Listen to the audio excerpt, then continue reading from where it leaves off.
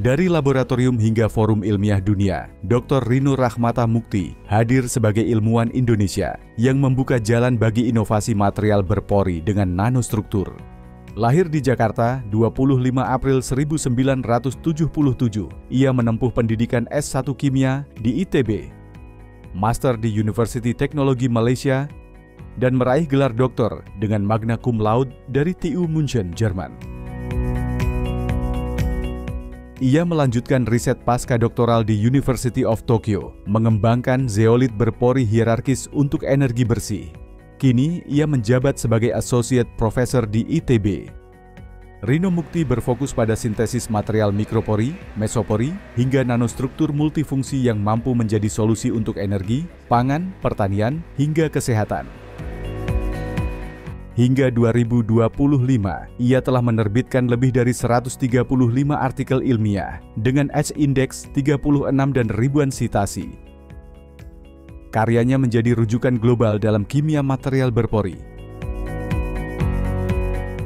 Material berpori telah digunakan sejak tahun 1920-an, ketika ilmuwan Prancis Eugene Houdry berhasil mengubah batu bara coklat atau yang disebut sebagai lignit menjadi bahan bakar yang menyerupai bensin modern saat ini. Material berpori ini tersebut berasal dari mineral alam berupa lempung atau clay yang kemudian menjadi dasar berkembangnya teknologi perengkahan katalitik atau disebut sebagai catalytic cracking. Pada era modern saat ini, material berpori tetap dimanfaatkan dalam industri penyulingan minyak bumi yang menghasilkan bahan bakar yang kita kenal saat ini sebagai bensin. Dalam hal ini, material berpori berbasis zeolit digunakan sebagai katalis dalam proses penyulingan minyak bumi. Teknologi perengkahan katalitik kini menjadi teknologi yang dominan dalam penyulingan minyak bumi. Diterapkan sekitar 60% kilang di dunia dengan kapasitas produksi sekitar 20 juta barrel per hari. Sebagai gambaran, Indonesia mengkonsumsi minyak bumi sekitar 1,7 juta barrel per hari. Material berpori juga digunakan dalam bidang kesehatan. Sebagai contoh, material ini digunakan walaupun tidak secara langsung dikonsumsi oleh manusia, namun material ini digunakan untuk ternak sebagai campuran pakan ternak.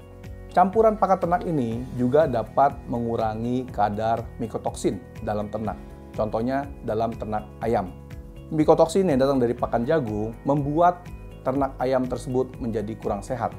Dengan adanya material berpori yang dicampur di pakan ternak, tentunya akan mengabsorpsi mikotoksin tersebut sehingga ternak tersebut tidak mudah sakit.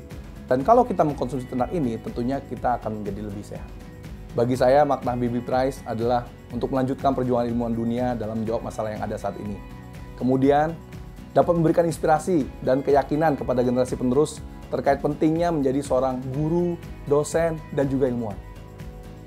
Selain itu, dapat menjadi percaya bahwa kerja keras akan membuahkan hasil pada saatnya, dan memberikan keyakinan bahwa kontribusi ilmiah dapat mampu menghadirkan solusi atas permasalahan bangsa.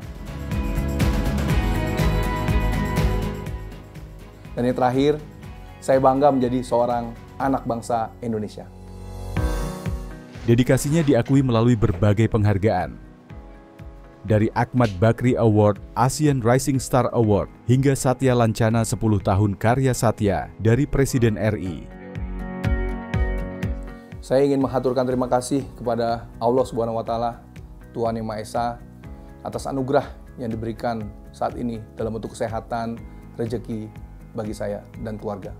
Kemudian saya juga ingin berterima kasih kepada orang tua saya yang telah membesarkan saya hingga saat ini. Saya ingin berterima kasih kepada istri dan anak saya yang telah mendukung perjalanan karir saya. Saya ingin berterima kasih kepada Civitas Akademika ITB, dari Rektor ITB dan jajaran hingga kolega yang telah berkontribusi kepada perjalanan karir saya. Saya ingin berterima kasih kepada Badan Riset dan Inovasi Nasional yang telah memberikan penghargaan Habibie Prize 2025 kepada saya. Semoga amanah ini dapat saya jalankan dengan baik. Perjalanan Rino Rahmata Mukti membuktikan bahwa riset fundamental dapat melahirkan inovasi aplikatif, menjawab kebutuhan bangsa, dan memberi kontribusi nyata bagi dunia.